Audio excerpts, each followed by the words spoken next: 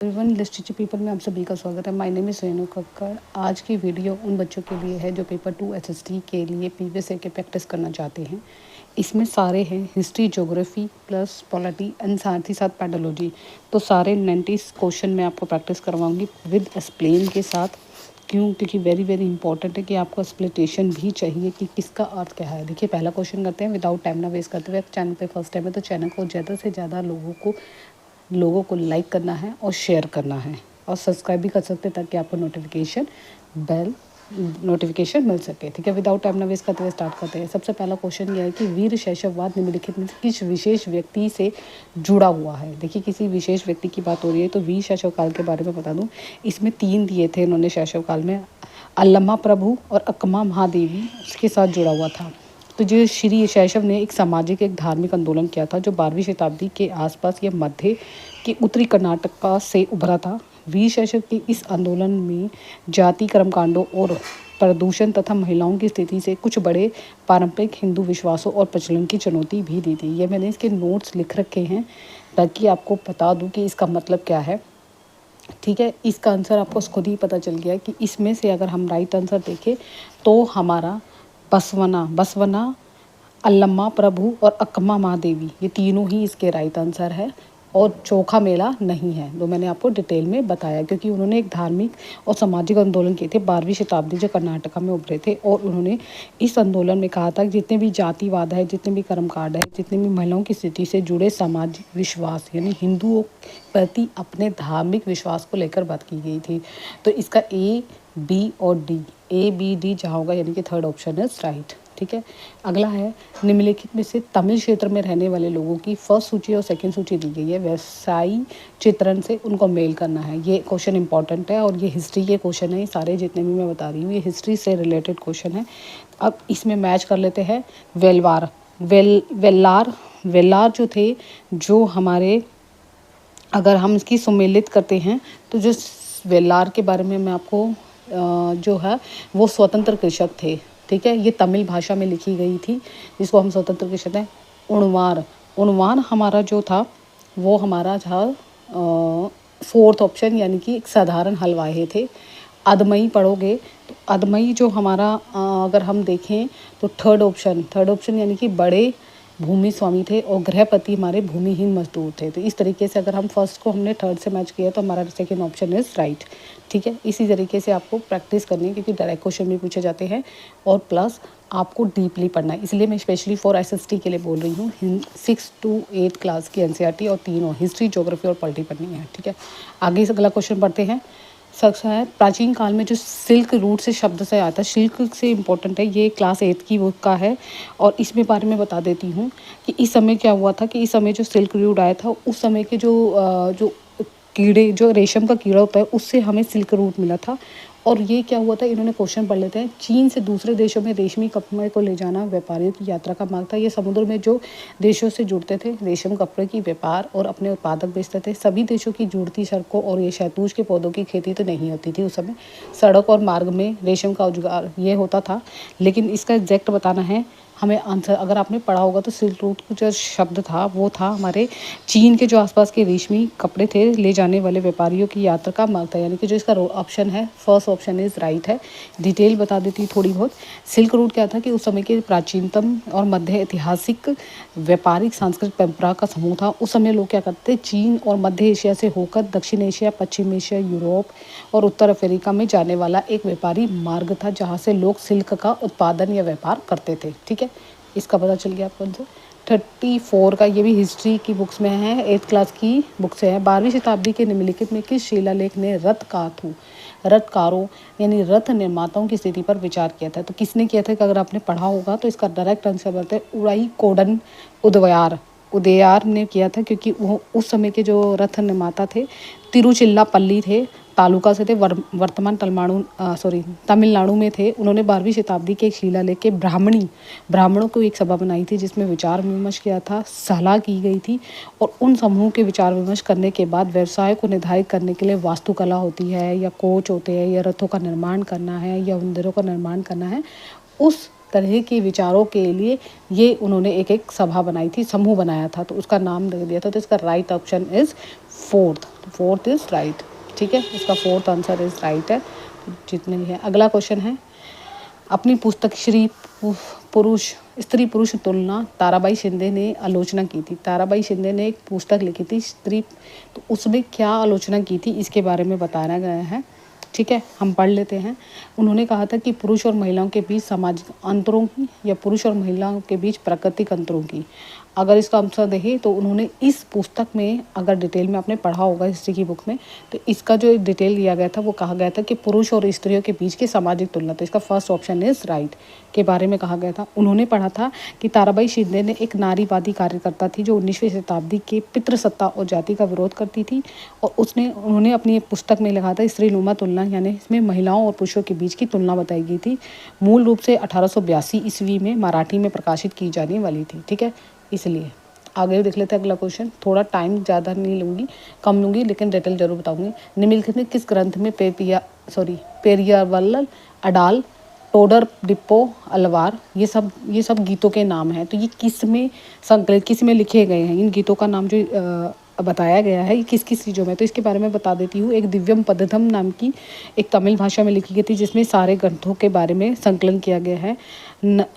नानारियर विदिव्य प्रभावन तमिल भाषा के 4000 पदों को कहते हैं। इसमें 12 अलवार संतों की बात की गई है। इसका अर्थ होता है 4000, यानी कि जो दिया हुआ है ना, नालनियार 4000 अपने ही वर्तमान पदों के संकलन किया, जिसमें 9वीं और 10वीं शताब्दी में किया गया था। इसमें बहुत पद लिखे गए थे और इसको दिव्य प्रबंधन नारायण श्री या विष्णु की स्तुति में रचे गए थे। ठीक है, इसके बारे में मैंने आपको डिटेल में बता दिया। इसका राइट ऑप्शन इज दिव्या। अगला है, निम्नलिखित में से कौन सा एक महाजन जो पद था शासकों के द्वारा वसूल किए जाने वाले नियमित कर नहीं लेता था। ये वाला क्वेश्चन वेरी वेरी इंपॉर्टेंट है और ये एग्जाम में पूछा जाता है। देखिए यहाँ पे अगर हम फसल पर भी कर लेते थे, शिल्पकार पर भी कर लेते थे, चारावाह अपने जानवरों की चारावाह के लिए लेते थे, लेकिन परिवार पे किसी भी प्रकार का हम जो उस समय कर था वो नहीं लेते। तो इसका राइट ऑप्शन इज फोर्थ है, क्योंकि इसमें हमने बताया था कि लास्ट में भी अगर हमने पढ़ा होगा तो फसलों पर 1/6वां भाग ही निर्धारित किया गया था। कारोबार पर भी कर लगाया जाता था क्योंकि मेहनत करते थे, मेहनत के रूप में उन्हें कर चुकाना पड़ता था। पशुपालक हो गए, व्यापारी हो गए, शिकारी संगठन जो शिकार करते हैं, खटक होते हैं, वो भी कर लिया जाता था। अगला क्वेश्चन है, ये भी हिस्ट्री की अगर बुक देखोगे तो 6th क्लास की बुक्स में है, ये आपको पता चल जाएगा। जनजातियों पर उपनिवेशिक शासन के प्रभाव के रूप में निम्नलिखित कथन को पढ़िए और चुनिए। आरक्षित वन निजी अधिकार, विशेषाधिकार या तो पूरी तरह से प्रबंधित थे या फिर उनमें कड़ी केवल आ गया। फिर ये केवल जो होता है ना, ये नेगेटिव टैग वर्ड्स में आता है। केवल यही कड़ी शर्तों के अंतर्गत अनुमति दी गई थी। आगे हम पढ़ लेते हैं। संरक्षित वन, जहां सरकार ने स्थानीय आबादी या निजी व्यक्ति के कुछ अधिकारों का उपयोग करने की अनुमति दी थी। अगर हम इसको ध्यान से पढ़ें तो इसमें जो फर्स्ट ऑप्शन अगर हम देखें, फर्स्ट ऑप्शन जो हमारा कथन है 2A-B का आंसर करता है, तो इसका राइट ऑप्शन है A-B, दोनों अपनी जगह सही है, क्योंकि उन्होंने केवल कड़ी मेहनत की थी या केवल उन्हें कड़ी मेहनत की थी, ये इसकी डिटेल है फर्स्ट और इसका भी, तो दोनों ही अपनी जगह सही है। तो इसका राइट ऑप्शन इस डिटेल में आपको बता देती हूँ। इसमें क्या है कि इसमें जो विशेषाधिकार मिले थे उसमें कहा गया था, साथ ही उसमें ये जो नियम बनाए गए थे, ये नियम बता देती हूँ, ये निजी नियम थे, अधिकारों के द्वारा प्रयोग किए जाने के लिए अनुमति दी गई थी। इसमें भारतीय वन विनिमय था जो 1865 अधिनियम पारित किया गया था, उसके अकॉर्डिंग बताया गया था। निम्नलिखित में से कौन सा नारा श्री नारायण गुरु द्वारा दिया गया था? ये वेरी वेरी इंपॉर्टेंट है। ये सीधा आंसर है। मानवता की एक जाति, धर्म और एक ईश्वर। मानवता की एक भाषा और धर्म, ईश्वर। मानवता की एक भाषा, एक जाति, एक ईश्वर। मानवता का एक धर्म और ईश्वर। मानवता की एक जाति, एक धर्म और एक ईश्वर पर उन्होंने नारा दिया था। ठीक है, अगला क्वेश्चन है, निम्नलिखित में स्वाभिमान आंदोलन किसने शुरू किया था? ये वेरी वेरी इंपॉर्टेंट है। स्वाभिमान आंदोलन जो हमारा स्टार्ट हुआ था वो E.V. रामा स्वामी द्वारा यानी पेरियार ने किया था। ठीक है, इसका डायरेक्ट आंसर बता दिया। 41 में नीचे दिए गए ABC को पढ़िए और उसके बारे में डिटेल बताना है। 19वीं शताब्दी में नए शहरों में मजदूरी की मांग बढ़ी थी। पढ़ लेते हैं आगे। गाँव और कब्जों में अपेक्षाकृत धनी लोग शहरों में मजदूरी के लिए जाने लगे थे। हालांकि इन नए शहरों पर काम की दशाएं कठोर थी, परंतु निचली जातियों के लोग सवर्ण जमींदारों द्वारा जमीन को दमनकारी कब्जे से छूट निकलवाने का एक अवसर भी था। तो उन्होंने कहा है कि जमींदारी जो ज़मीन थी वो हालांकि एक ये कहा जाता है कि नीची जातियों के लोगों ने स्वर्ण मध्य पर अधिकार करने, दमनकारी कब्जे छूटने का एक अवसर था। तो इसका राइट ऑप्शन हम देख लेते हैं 41 का। तो इसमें जो हमारा राइट ऑप्शन देखेंगे इसमें राइट ऑप्शन जो हमारा होगा 41 का, ठीक है। 41 का अगर राइट ऑप्शन हमारा थर्ड होगा कि ए और सी है। उन्होंने ए मतलब 19वीं शताब्दी में नए शहरों की मजदूरी की मांग की थी, और हालांकि नए राज्यों की दशाओं को कठोर बनाने के लिए निजी जातियों के लोगों के जमींदारों को उनके दमनकारी कब्जे में छूट निकलने का अवसर था, ठीक है। इसका सी आंसर है। अगला है 42 का आंसर देखते हैं। 42 में कह रहे हैं निम्नलिखित में से कौन सा एक लोकप्रिय छवि कृष्ण के सारथी के रूप में अंग्रेजों के विरुद्ध युद्ध में अन्य राजवादी नेताओं का मार्गदर्शन कर रहा था। कौन कर रहा था ये तो आपको भी पता है, मोहनदास करमचंद गांधी जी थे, जो उस समय अंग्रेजों के विरुद्ध राष्ट्रवादी का मार्गदर्शन कर रहे थे। मोहनदास करमचंद गांधी जी ने महात्मा गांधी के नाम से जाना जाता है, जो भारत के एक स्वतंत्र आंदोलनकारी नेता थे, राजनीतिक आध्यात्मिक नेता थे, जिनका जन्म 2 अक्टूबर 1869 में हुआ था। मैंने थोड़ी बहुत डिटेल बता रही हूँ ताकि आपको आंसर लेते। इसका answer is right is third. अगला क्वेश्चन है निम्नलिखित में से ए बी को पढ़िए। औरंगजेब ने कंपनी को शुल्क मुक्त व्यापार करने का अधिकार तो दिया और एक फरमान जारी किया गया, ठीक है। और उसने फरमान जारी किया था कंपनी अधिक रियायतें नहीं चाहती थी और मौजूदा विशेषाधिकार में हेरफेर करने की कोशिश नहीं करती, बल्कि हेरफेर करने की कोशिश करती थी, क्योंकि वो चाहती थी कि जो भी हमारे पास क्या कह सकते हैं कि जो भी हमारे पास रियायतें लेने आए उनमें वो और रियायतें लगाना चाहती थी, हेर फेर करना चाहती थी। ये नहीं है कि हेर फेर नहीं करना चाहती। तो फर्स्ट ऑप्शन इस सही है, सेकंड इस गलत है, तो जहाँ पे भी फर्स्ट सही है फोर्थ है। अगला क्वेश्चन है 44वां। निम्नलिखित में से कौन सा कथन भारतीय संविधान के विशेषाधिकारों के बारे में सही और इसका परिरूपण हुआ है? इसमें से उन समुदाय को जो कि भारत के सबसे अधिक बड़े बड़े अनुपात को संगठित करते हैं उनके मतदान के अधिकारों को अंकित किया गया है। कहने का अभिप्राय है कि 44वां क्वेश्चन में जो ए बी और बी सी दे रखा है उसमें ऑप्शन देखते हैं। इसमें सभी नागरिकों को कानून की नज़र में समान माना गया। इसमें से समाज के निर्धनों और सबसे वंचित तबकों के लिए विशेष सुविधा की व्यवस्था की गई। देखिए इस पर अगर हम बात करें, ए तो हमारा पॉसिबल नहीं था क्योंकि उस समय के अधिकार नहीं दिए गए थे। बी इस सभी नागरिकों को कानून की नज़र में समान माना गया। समान मतलब समान चीज़ें देनी चाहिए, समान अधिकार देना चाहिए, किसी भी चीज़ से वंचित नहीं करना चाहिए। तो इसके बारे में डिस्कस किया गया था। तो इसका जो राइट ऑप्शन बी तो है। उसके साथ ही साथ इस समाज में निर्धन और वंचित तबकों के लोगों को सही सुविधा देनी चाहिए। तो ये बी और सी इज़ राइट ऑप्शन। तो सेकेंड ऑप्शन इज़ राइट। अगला है सौरमंडल के बारे में। हिस्ट्री के पहले क्वेश्चन होंगे, अब ज्योग्राफी के। सौरमंडल के बारे में कौन सा कथन है? ये क्वेश्चन काफ़ी टाइम से पूछा जा रहा है और पूछते भी आ रहे हैं। इसका आंसर मैं फिर अब आपको भी पता होगा कि सौरमंडल में कौन कौन सा कथन है। सौरमंडल में सूर्य भी होता है, 8 ग्रह भी होते हैं, क्षुद्र ग्रह भी होते हैं, उल्का पिंड भी, उल्का सौर परिवार भी बनाते हैं। तो ये सारा आंसर अगर हम देखें तो सेकेंड ऑप्शन इज़ राइट, क्योंकि इसमें सबकी चीज़ है। ये डायरेक्ट क्वेश्चन पूछा गया है। नीचे दी गई ए और बी विकल्प है। प्रत्येक अक्षांश के मांग के साथ उत्तर और दक्षिण में लिखा जाता है, और प्रत्येक स्थान के देशांतर में उत्तर और दक्षिण नहीं लिखा जाता, भी लिखा जाता है। देखिए देशांतर में पश्चिम और वो लिखा जाता है। यहाँ पे 46 का आंसर देखें तो फर्स्ट ऑप्शन इज़ राइट है, सेकंड ऑप्शन इज़ गलत है। ये आपको भी पता है कि जो हम अक्षांश तो लिखते हैं उत्तर और दक्षिण लिखते हैं, लेकिन देशांतर में हम पश्चिम और पूर्व लिखते हैं। तो फर्स्ट ऑप्शन 46 का सही है। अगला क्वेश्चन चलते हैं 47। मैं फटाफट इसलिए कर रही हूँ क्योंकि इतना बड़ा पेपर कराना है और कम समय में, और एक्सप्लेन भी कर रही हूँ, तो इसलिए थोड़ा सा टाइम लगेगा। उष्णकटिबंधीय सर्वाधिक गर्मी पाता है और वह वर्ष भर में गर्म रहता है। इसका कारण इन्होंने बताया कि कर्क रेखा मकर के बीच की सभी अक्षांशों पर वर्ष में कम से कम एक बार सूर्य की किरणें होती है। देखिए अगर हम ध्यान से अगर आपने पढ़ा होगा तो सूर्य की जो किरणें की बात की जाती है तो सीधा उष्मा होती है, सीधा उष्मा बननी है, उष्णकटिबंधीय कहते हैं उसको, जहाँ पे सीधे सूर्य की रोशनी हमारे सिर के सीधे ठीक ऊपर की ओर होती है, जिसमें उष्मा गर्मी होती है और वो समय गर्म प्रदेश भी कहा जाता है। तो जो फर्स्ट ऑप्शन है आर एक बी की, वे दोनों ही सही है, और आर जो है एक ही व्याख्या बताता है, ठीक है। अगला है अभिकथन दोबारा दे दिया। विषुवत रेखा ग्लोब पर एक महत्वपूर्ण बिंदु संदर्भ बिंदु है, ठीक है। विषुवत रेखा वो पृथ्वी को उत्तरी गोलार्ध और दक्षिणी गोलार्ध में बांटती है। देखिए यहाँ पे अगर आपने पढ़ा होगा तो बिल्कुल करेक्ट आंसर दे रखा है कि ए विकी विषुवत रेखा पे एक बिंदु पे है जो 2 भागों में बांटती है, जो मैंने आपको अगर एक्सप्लेन मेरी वीडियो देखोगे प्ले लिस्ट में जाके तो वहाँ पे राइट ऑप्शन इज फर्स्ट है। अगला क्वेश्चन है 49, जिसमें कहा गया कि भूकंप आता है तो पृथ्वी की सतह पर कंपन होता है। भूकंपीय तरंगें दूर सभी दिशा में जाती है, निम्न में से कौन सा भूकंप की तरह? देखिए यहाँ पे भूकंप की तरह आसपास यानी दूर जाती है, तो इस पॉइंट को ध्यान रखना है। दूर का मतलब कहते हैं भूकंप तो आता है, साथ ही भूकंप कब आता है? प्लेट जो होती है वो नीचे की तरफ होती है तो हाई सेक्टर कहलाया जाता है, उसको उद्गम केंद्र कहा जाता है या हाइपो सेक्टर कहा जाता है। शब्द उपरिकेंद्र का मतलब होता है कि जो उसके आसपास की सतह है और उससे दूर दिशा में है उसको कहता है। तो यहाँ पे जो आंसर होगा हमारा, उसको जो नापते हैं, जो नापा जाता है वो भूलेखनी के द्वारा नापा जाता है। तो इसका राइट ऑप्शन इज फर्स्ट है, जो प्लेट सीमा है। अगला है अभिकथन, सजीव और उनके चारों ओर के वातावरण का परस्पर संबंधित पारिस्थितिक तंत्र का निर्माण करती है। सभी पौधे, पशु और अपने चारों ओर के वातावरण पर निर्भर रहती है। देखिए यहाँ पे ऑप्शन जो है, अगर ए और बी दोनों अपनी जगह सही है, क्यों है इसका रीज़न भी मैं आपको बता देती हूँ। क्योंकि हमारे जो पर्यावरण हैं वो कहीं ना कहीं एक दूसरे से जुड़े हुए हैं कहीं ना कहीं एक दूसरे से जुड़े हैं, जिसके कारण से यहाँ पे ए और बी जो ऑप्शन देखेंगे तो ए और बी जो हमारा फर्स्ट ऑप्शन इज राइट है, क्योंकि वे एक दूसरे से मिले जुले हैं। अगला है पर्यावरण के क्षेत्र में मिलान चिन्ह करना है।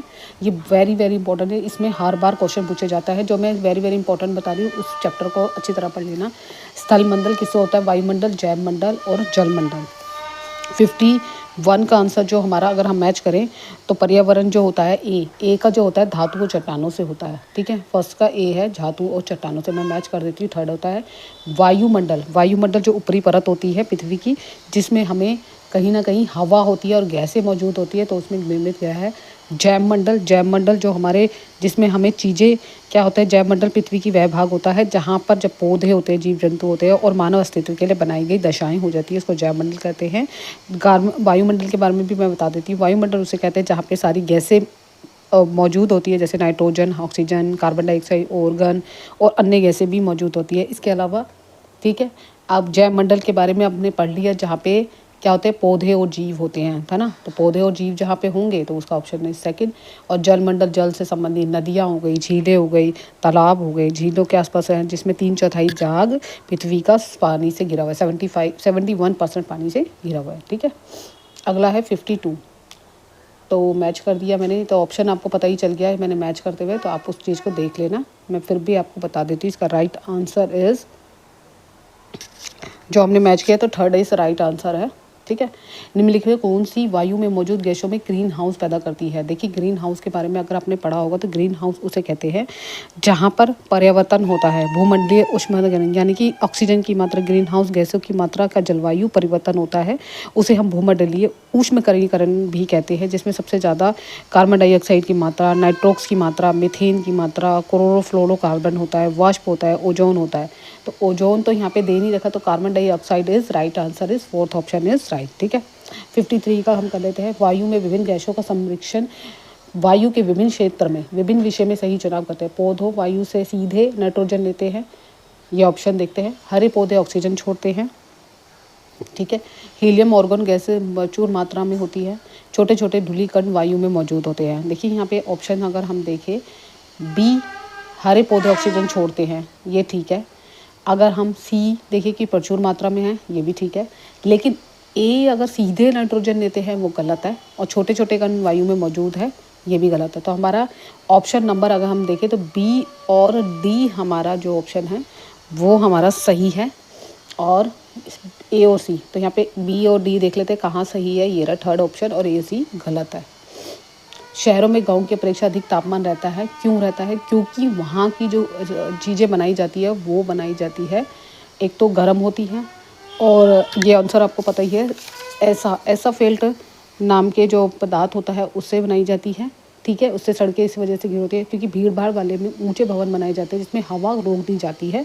तो अगर हम देखें तो ये सारे पॉइंट सही हैं, फर्स्ट ए बी सी। लेकिन डी शहरों में अधिक खुला स्थान है, पेड़ पौधे तो है ही नहीं। आपको भी पता है कि शहरों में इतने पेड़ पौधों की मौजूदगी ना होने के कारण इसलिए शहरों में अधिक तापमान रहता है। तो ए बी सी डी जहाँ होंगे, यानी फर्स्ट ऑप्शन इज राइट। खनिजों को मिलाना है, लोहा खनिज, ये आपने पढ़ा रखा होगा।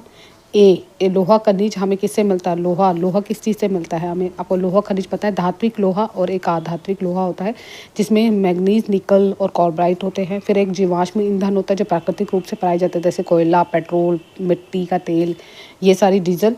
आध्यात्मिक खनिज होते हैं, एक आध्यात्मिक होते हैं जो धात्विक से नहीं बने होते, जैसे चूना पत्थर हो गया, संगमरमर हो गया, ग्रेनाइट हो गया, बलुआ मिट्टी हो गई ये। और आलोक खनिज होते हैं जो लोहा तत्व नहीं होता, जैसे सीसा, तांबा, बॉक्साइट। तो इसके बारे में मैंने डिटेल में बना दिया, तो अब इसे मैच कर लेते हैं ताकि आपको ईजी लगे। ए जो है लोहा खनिज है। लोहा खनिज के बारे में मैंने बताया था, जो है हमारे जैसे मैग्नीज हो गए या निकल हो गए या कोलबार्ट हो गए। तो इसका थर्ड ऑप्शन इज राइट, यानी फर्स्ट का थर्ड है जहाँ पे जीवाश्म ईंधन जो हमें प्राकृतिक रूप से पैदा होते हैं, जैसे कोयला हो गया, पेट्रोलियम हो गया और है। तो तीसरे अगर हम सेकंड का देखें, सेकंड का हमारा फोर्थ ऑप्शन होगा, हो गया, ठीक है। अधात्विक खनिज क्या होते हैं? अधात्विक खनिज के बारे में देख लेते हैं। बी अधात्विक खनिज में शीशा, ठीक है, और लास्ट में आह खरोच चूना पत्थर, यानी कि अगर हम राइट ऑप्शन इज थर्ड, ठीक है। अगला करते हैं, वन्य जीवन के संरक्षण के लिए कौन सा गतिविधियाँ कार्य कर सकते हैं? देखिए वेरी वेरी इंपॉर्टेंट है 56 वाला। इसमें वन्य जीवन और संरक्षण के लिए हम ज़्यादा से ज़्यादा ऐसी सरकारी और गैर सरकारी निजी एजेंसियाँ होती हैं जिसमें पक्षियों और जानवरों की सुरक्षा की जाती है। उद्यान संरक्षित किया जाता है, उन्हें खाने पीने के लिए संरक्षण किया जाता है, उन्हें विकसित करने के लिए स्थापित किए गए हैं। तो इस क्वेश्चन का जो आंसर है वो है वनों की कटाई या मृदा अपरदन नहीं होता, दानवनन यानी जंगल की आग, ये राष्ट्र उद्यान और वन्य जीवन अभ्यारण्य हैं। ये पढ़ेंगे तो आपको 6 क्लास की बुक में मिल जाएगा, 7th क्लास की बुक में भी है इसकी डिटेल। 57 क्वेश्चन करते हैं फटाफट से। 57 में लिखा है, बढ़ती जनसंख्या की बढ़ती मांग को पूरा करने के लिए कृषि के उत्पादन को बढ़ाने के तरीके का सही विकल्प क्या होना चाहिए? अगर हम देखें 57 का, तो जो कृषि होती है वो कहीं ना कहीं हमारी मांग बढ़ती है। अगर हम उसके उत्पादन का उपज करेंगे, बीज उगाएंगे, बोएंगे, उसका विस्तार करेंगे, तो कृषि अपने आप ही मिशनरीकरण किया जाना चाहिए। तो सबसे पहला ऑप्शन हम चेक कर लेते हैं कौन कौन से दे रखे हैं। ए दे रखा है उर्वरकों और उच्च, ये भी ठीक है। बोए गए विस्तार करना, ठीक है।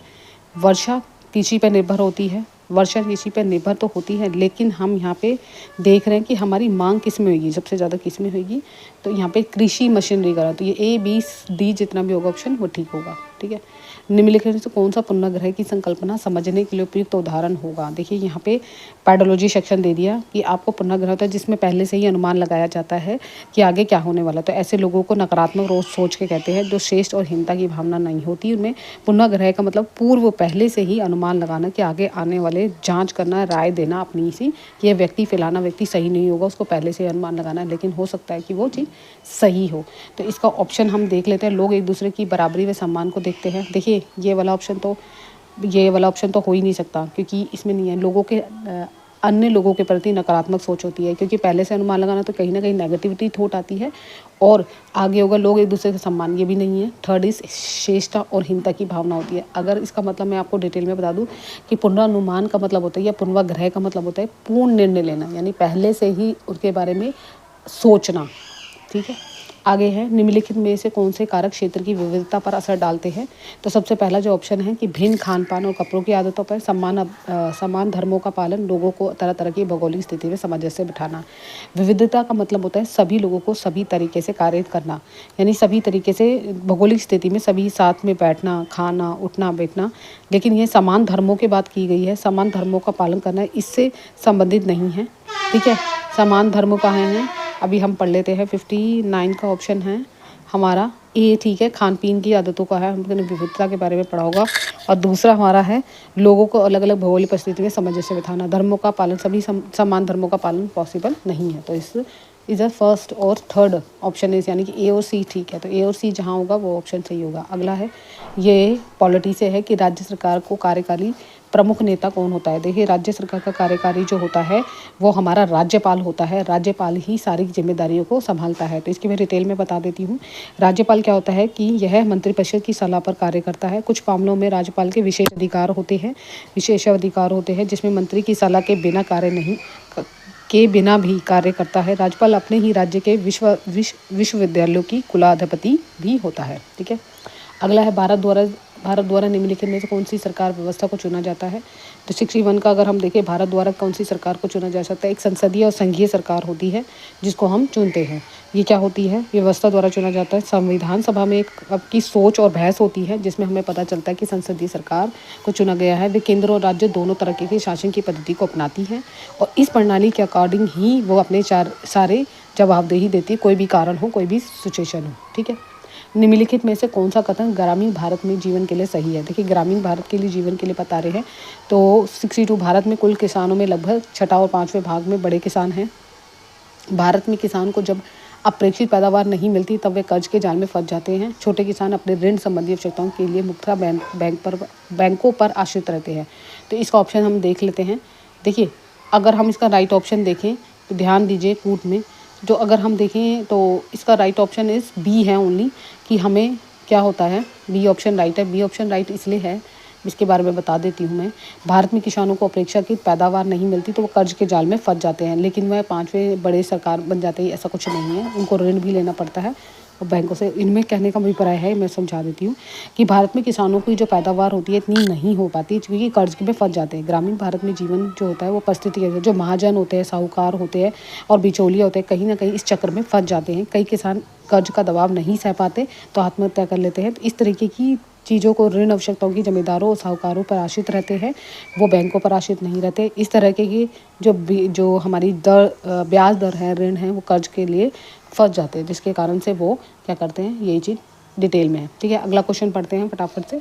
अगला क्वेश्चन 63 है, इसमें पढ़ना और पढ़ना कठिन है। भारत के 7% 60% परिवार खेतीहन मजदूरों के रूप में काम कर रहे हैं। गाँव में सीमित आय उपार्जन के अवसरों के चलते खेतीहर मजदूर दूरवर्ती स्थानों पर प्रवास कर रहे हैं। किसानों को नियमित रोजगार की चाहत में खेतीहर मजदूर बाजार में प्रचलित वेतन से कम वेतन स्वीकार करते हैं। तो इसमें आपको अगर आपने पढ़ा होगा तो आप इसका आंसर आसानी से दे सकते हो।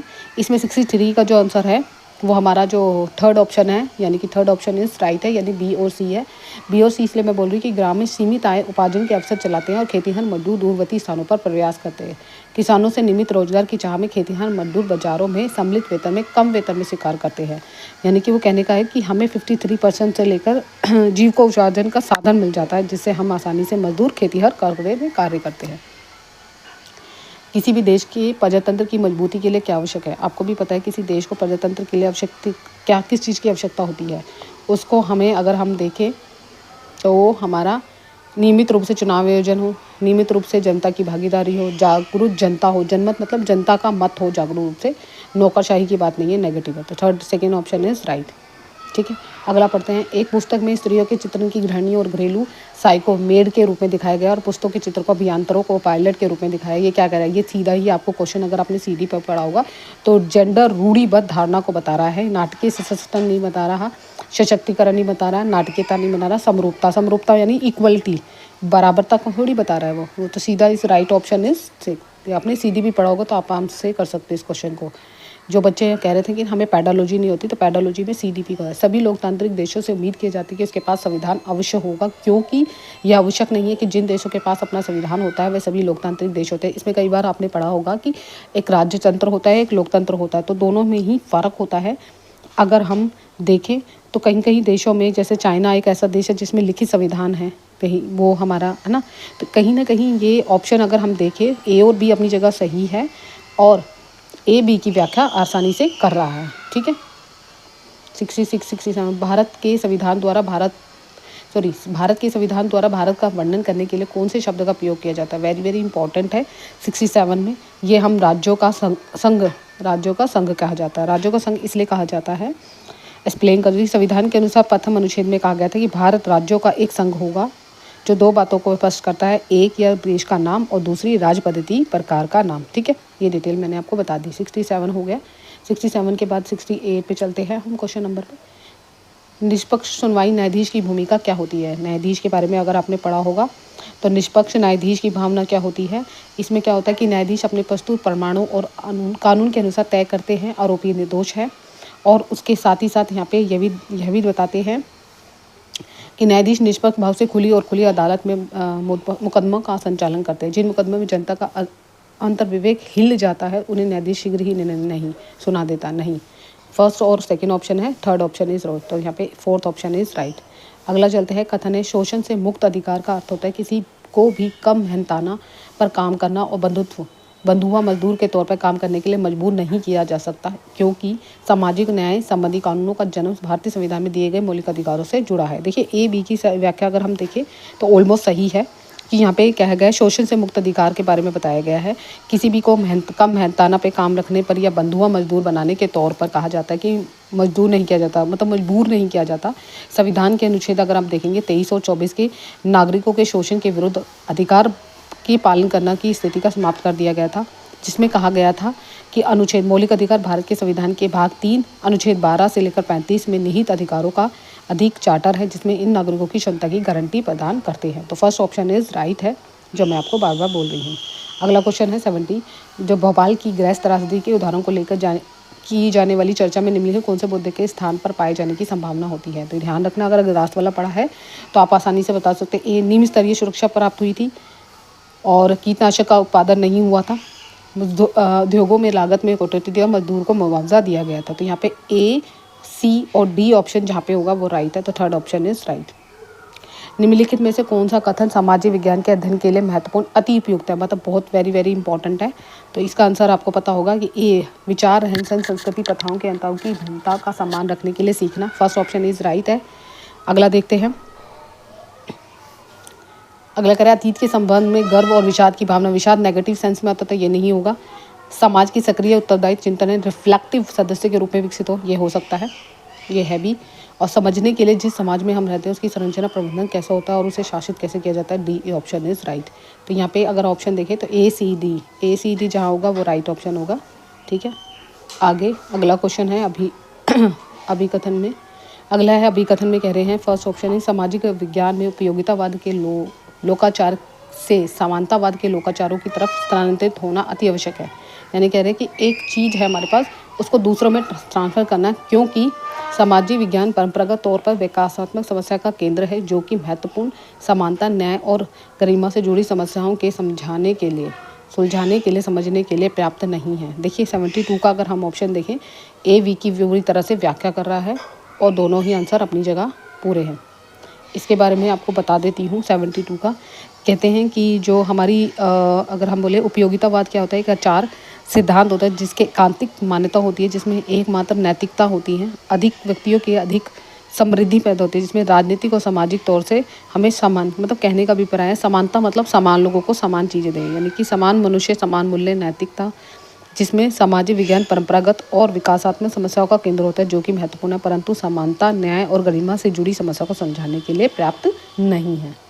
अगला है 73, सामाजिक विज्ञान की एक शिक्षिका बाजार थीम पर एक पाठ्य योजना बनाना चाहती है। निम्नलिखित से कौन से उप संप्रत्यों की, संप्रत्य मैंने कंसेप्ट की, उसकी पाठ्य योजना का हिस्सा बनने का सबसे अधिक संभावना है। देखिए यहाँ पे पाठ्य योजना बना रही है तो उसमें हर एक स्टेप बाय स्टेप चलना है। तो इसका जो ऑप्शन देखेंगे, ए बाजार का प्रकार ढूंढेगी, बी बाजारों की श्रृंखला ढूंढेगी, सी असमान अवसर देखेगी, और ई बाजार में मोल तोल के किसी उत्पादन कार्य, तो अलग ही हो गया, बिल्कुल डिफरेंट हो गया। तो ए बी सी और ई जहाँ पे होगा ए बी सी डी इस थर्ड ऑप्शन इज राइट। ठीक है, सामाजिक विज्ञान की कक्षा में संदर्भ में निम्नलिखित कथन पढ़िए। बच्चे बाहरी विश्व के तमाम अनुभव कक्षा में लाते हैं। सामाजिक विज्ञान की कक्षा में हमें बच्चों के अनुभवों को जो का तो सम्मिलित किया जाना चाहिए। यथार्थ को दर्शाता है, साथ ही विश्लेषित किया गया है कि हम आदर्श की ओर कैसे बढ़ सकते हैं, यानी कि बाहरी जीवन के अनुभवों को। ये ऑप्शन इज, अगर हम 70 देखें, ए ऑप्शन इज राइट, और ए ऑप्शन हमारा राइट है, और इसके साथ ही साथ हमारा सी राइट है। बी इसलिए है कि जो भी हम कक्षा में कह रहे हैं अपने अनुभवों से, यानी प्रीवियस अनुभव से, उसको सीधा कक्षा में प्रस्तुत करना, बच्चे कुछ नहीं सीखेंगे। तो कहीं ना कहीं ए और सी हमारा बिल्कुल राइट ऑप्शन है। सामाजिक विज्ञान के शिक्षकों के होने के नाते आप अपनी कक्षा में जेंडर आधारित रूढ़िबद्धता धारणा को समाप्त करने हेतु कौन सा प्रयोग करेंगे। ये वेरी इंपॉर्टेंट है, इस तरीके के क्वेश्चन पूछे जाते हैं एग्जाम में। ठीक है, कक्षा में जेंडर रूढ़िबद्धता होता है जिसमें भेदभाव किया जाता है, तो इसका ऑप्शन पढ़ लेते हैं। छात्रों में एक सीट पर बिठाना और उस व्यवस्थित सामूहिक आधार पर रोटेशन करना, ये बहुत अच्छी बात है। बहुत स्कूलों में ऐसा होता भी है, छात्रों को एक दूसरे से परिचित कराने का अवसर देना। अवसर जहाँ जाए वो पॉजिटिव टैग वर्ड्स होते हैं। कक्षा में जेंडर गतिविधियों को आयोजित करना, ये भी ठीक है। ठीक है, आगे ऑप्शन देखते हैं। फर्स्ट और सेकंड तो हमारा दोनों ही ऑप्शन ठीक है, क्योंकि ये ऑप्शन कंप्लीट होता है। 75 का हम ऊपर की तरफ देखते हैं, यहाँ पे होगा आंसर।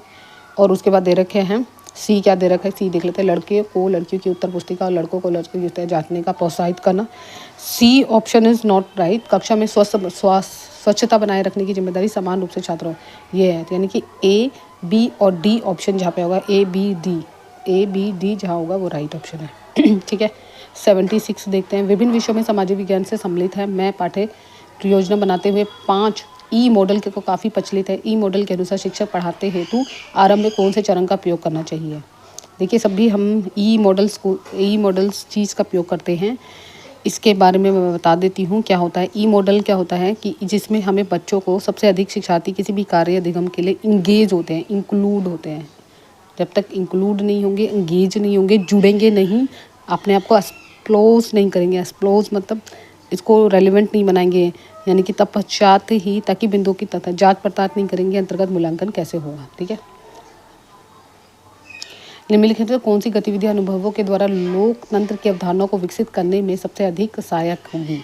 तो छात्रों को देखिए, सबसे अधिक सहायक लोकतंत्र की अवधारणा को, लोकतंत्र आपको पता है कि इसकी विकसित कैसे करेंगे हम उन्हें कैसे एक्सप्लेन करेंगे। तो अगर हम देखिए भूमिका निर्वाह यानी रोल प्ले के माध्यम से भारत की पहली सरकार बनाने की घटनाओं को दर्शाना करना, छात्रों के अध्यक्षों को चुनने के अनुभवों के बारे में सोचने को कहना, वाद विवाद जल, तैराकी जल जैसे स्कूलों के दलों में चुने जाने के उनके अनुभवों के बारे में सोचने को कहना, भारत की विभिन्न राजनीतिक दलों की सूची बनाने को कहना। देखिए यहाँ पे पहला सेकंड ऑप्शन इज राइट है, क्योंकि वहाँ पे लोकतंत्र की अवधारणा को विकसित करना है। तो लोकतंत्र की अवधारणा के लिए छात्र परिषद के अध्यक्ष को चुनने के अनुभवों के बारे में सोचने के लिए कहना, तभी पता चलेगा कि लोकतंत्र में कैसे काम होता है, किस तरीके से चुनाव होते हैं। कक्षा में सामाजिक विज्ञान की पाठ्यक्रम का प्रयोग संबंधी कथनों का विचार कीजिए। पाठ्य पुस्तकों के बारे में है, तो पाठ्य पुस्तकों के बारे में हमें आंसर बताना है। ऑप्शन दे रखे इतने सारे,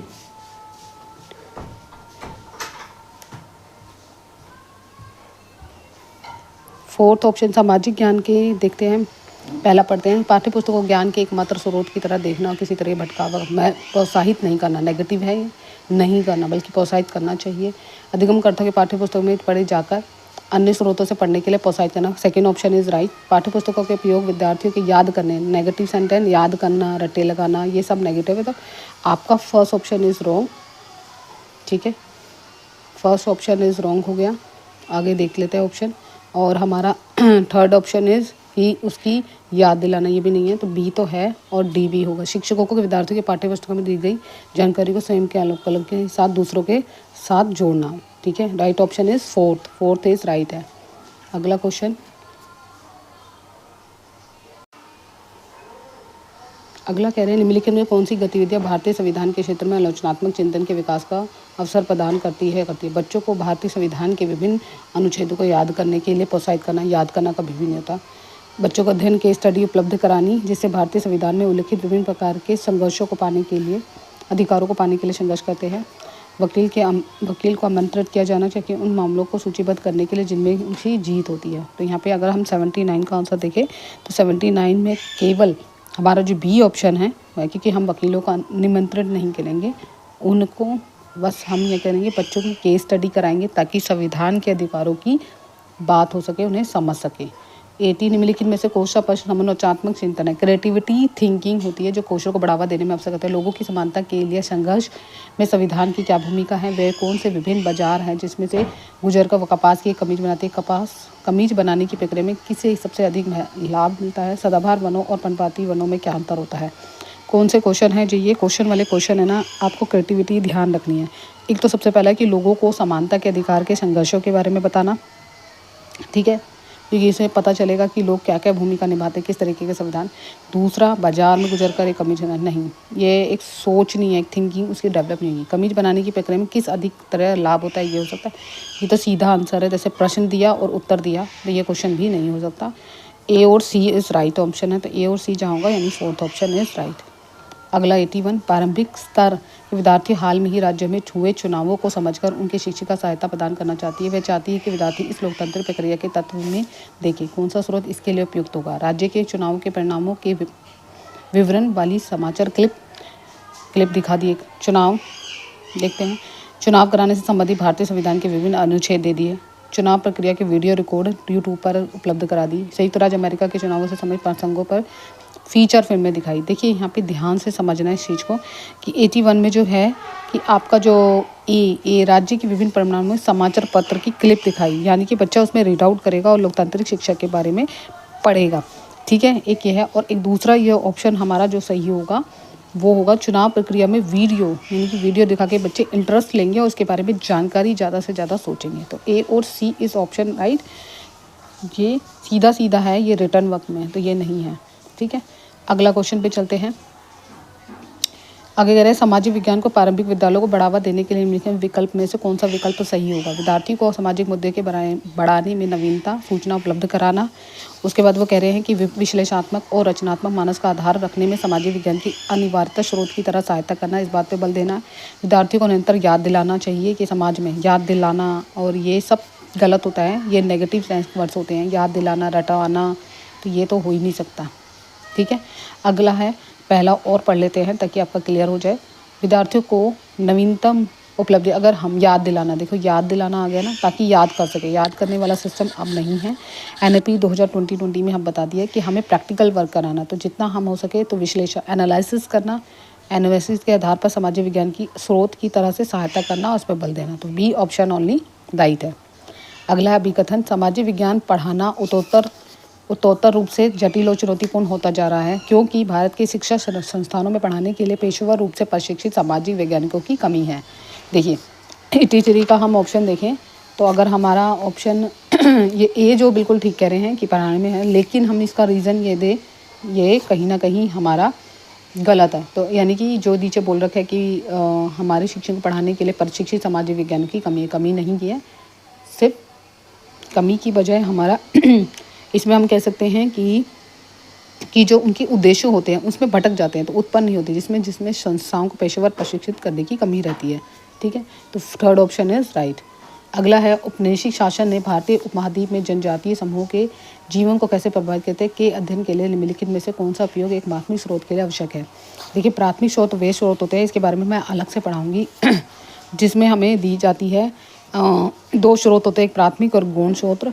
तो इसमें मैं बता देती हूँ औपनिवेशिक भारतीय द्वीप में क्या हुआ था।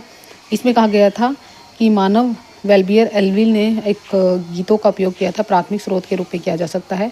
बैगा जनजाति भारत के मध्य छत्तीसगढ़ और झारखंड में प्रदेशों में पाई जाने वाली जनजाति है। तो इसका ऑप्शन हमारा जो राइट ऑप्शन है वो उसके बारे में हम डिस्कस कर लेते हैं। 84 का हमारा राइट ऑप्शन है। उस काल के जब बैगा जनजातियों द्वारा दी गई मानव शास्त्री बेरियन एविल द्वारा प्रखित किया गया गीत था। ठीक है, ऊपर पाठ्य पुस्तक का एक पाठ नहीं दे सकते, ऐतिहासिक विश्लेषण नहीं दे सकते और वित्त चित्र भी नहीं दे सकते जिसपे प्राथमिक स्रोत में आते हैं, वो द्वितीय स्रोत में आते हैं। ठीक है, अगला है 85, यदि एक विद्यार्थी एक जिले की जनसांख्यिकी विशेषताओं को समझने के लिए एक परियोजना विकसित करने का प्रस्ताव रखता है, निम्नलिखित में किसकी संभावना के रूप में आवश्यकता होगी। तो पहला है, इन्होंने ऑप्शन दिया हुआ है घरों में सर्वेक्षण के एकत्र करना, भारत की जनगणना को एकत्र करना, पटवारी या ग्राम प्रशासनिक अधिकारी से एक आंकड़े एकत्र किए जा सकते हैं, अतीत में उभरी जनसांख्यिक विशेषताओं के बारे में समाचार पत्र द्वारा दी गई सूचना। देखिए यहाँ पे 85 का अगर हम देखें तो जो हमारी भारतीय संपूर्ण जनगणना थी वो 1881 में हुई थी। उसके बाद 1949 के बाद भी भारत सरकार के एक गृह मंत्री के रूप में अधीन भारत के मजिस्ट्रेट और जनगणना आयुक्त द्वारा कराई जाती थी। फिर 1951 से जनगणना 1948 के अधिगम के अंतर्गत आई गई। अंतिम जनगणना 2011 में कराई गई थी। तो अगर हम देखें विद्यार्थियों को सांख्यिकी जनगणना की विशेषता के बारे में बताना है तो इसका जो ऑप्शन होगा वो हमारा भारत की जनगणना के आंकड़े होते हैं जो वेरी वेरी इंपॉर्टेंट है।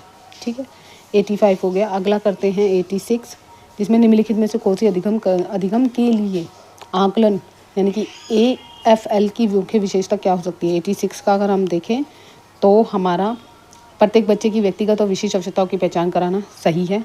हितधारकों के साथ अधिगम प्रगति को साझा करने के लिए उपयुक्त भी नहीं है। अधिगम प्रतिफलों पर आधारित मापदंडों पर आधारित विद्यार्थियों के अधिगम को आंकना, हाँ कि उसकी लर्निंग को किस तरीके से उसकी लर्निंग हो रही है उसको जांचना, ये ठीक है।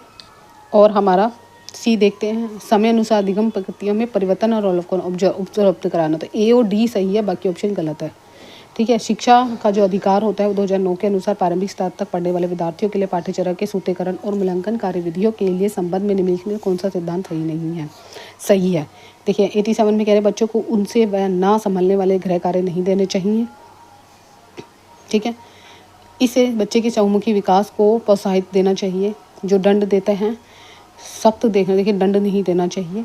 बच्चों को अनुशासित करके अपने विचारों को व्यक्त नहीं करना चाहिए, ये भी गलत है। तो हमारा जो ऑप्शन नंबर हम देखें तो केवल B हमारा सही है। बच्चों का चहुमुखी विकास करना चाहिए, बच्चों का ऑलराउंडर डेवलपमेंट करना चाहिए, बच्चों को ज़्यादा से ज़्यादा हर चीज़ में प्रोत्साहित करना चाहिए, निगलेक्ट नहीं करना चाहिए।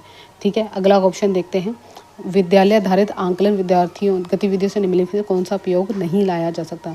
निदात्मक और रचनात्मक में होता है जिसमें बच्चों की जांच की जाती है, देखा जाता है कि बच्चे किस एंगल तक जा रहा है। उसके बाद है कि अगर हम ज़्यादा से ज़्यादा उनको क्या करें, अगर हम ऑप्शन देखें तो प्लेसमेंट देनी चाहिए। प्लेसमेंट आंकलन में क्या होता है कि आंकलन का उपयोग नहीं किया जा सकता, क्योंकि विद्यालय में हमें आंकलन वह होता है जहाँ पे बच्चों की कमियों को देखा जाता है, फिर उसकी कमियों को हम दूर करते हैं। एक होता है डायग्नोस्टिक और एक होता है, आपको भी पता है 2 टेस्ट होते हैं, योगात्मक आंकलन और निदानात्मक में क्या होता है, योगात्मक में हम चीज़ों को देखते हैं कि जांच पड़ताल करते हैं, फिर निदात्मक उसका निदान निकालते हैं, उसका हल निकालते हैं। तो इसका जो हमें नहीं लाया जा सकता, this 4th option is right. 89 का पोर्टफोलियो वेरी इंपॉर्टेंट है। पोर्टफोलियो एक ऐसी फाइल होती है जिसमें बच्चों की सारी देखना होती है, उसकी सारी चीज़ों का जांच पड़ताल किया जाता है, उसकी वस्तुओं से लेकर उसके सारे आंकलन करने के बाद उस उद्देश्य पर पहुंचते हैं। तो इसका अगर हम विद्यार्थियों के कार्यों का संग्रह किया जाता है, राइट। एक निश्चित अवधि तक शिक्षक द्वारा कार्य और परीक्षा संग्रह किया जाता है। परीक्षा संग्रह नहीं किया जाता, विद्यार्थियों की कमियों को जांचा जाता है और एक फाइल बनाई जाती है कि बच्चों ने अब तक कितना प्रोग्रेस किया, कितना नहीं किया। तो ए सही है। पोर्टफोलियो में लिखे जाने वाली कार्य और वस्तुओं के चयन हेतु एक मापदंड है। तो ए और सी इज राइट और बी इज़ रॉन्ग। 90 क्वेश्चन, निम्नलिखित में से कौन सा अधिगम कर्ताओं के लिए अनुपयुक्त कौशल का आकलन करता है। वायुमंडल में कौन सी हरित गृह प्रभाव या ग्रीन हाउस बनती है। वायुमंडल क्या है। वर्षा के 3 प्रकारों के नाम बताइए। साक्षात क्या होता है। राष्ट्रीय साक्षरता दर से अधिक दर वाले 5 राज्यों की सूची बनाइए। निजी स्वास्थ्य सुविधा के कई मायने हो सकते हैं, अपने क्षेत्र के उदाहरणों की सहायता से स्पष्ट कीजिए। तो इसका ऑप्शन अगर हम देखें 90 का, तो हमारा जो अनुसरण करता है, देखिए पहला ए नहीं करता, ग्रीन हाउस है, ये तो सीधा आंसर बता रहा है। वायुदाब भी नहीं करता। वर्षा के 3 प्रकारों के नाम बताइए, ये भी सीधा है। जहाँ पर बच्चा एनालाइज करे, ठीक है, तो साक्षात क्या है और उसकी सूची बनाइए और 5 राज्यों के वो ढूंढेगा, खोजेगा। तो फर्स्ट ऑप्शन इज राइट। उसके बाद है निजी संस्थाओं के कई मायने हो सकते हैं, अपने क्षेत्र के उदाहरणों की सहायता को स्पष्ट कीजिए। तो ए, डी और ई ऑप्शन इज राइट और बाकी है। तो मैंने आज की वीडियो में मैंने आपको SST के क्वेश्चन करा दिए हैं, 90 क्वेश्चन प्रैक्टिस के लिए। आपको इसी तरीके से अपने प्रीवियस के पेपर देखने हैं और इसी तरीके से प्रैक्टिस करनी है। नेक्स्ट वीडियो में हम अगले चैप्टर करेंगे, इसी से रिलेटेड 90 क्वेश्चन प्रैक्टिस करेंगे। अगर इसके अलावा आपको कोई भी डाउट्स हो तो कमेंट्स बॉक्स में कमेंट करना। Have a nice day, bye bye, take care.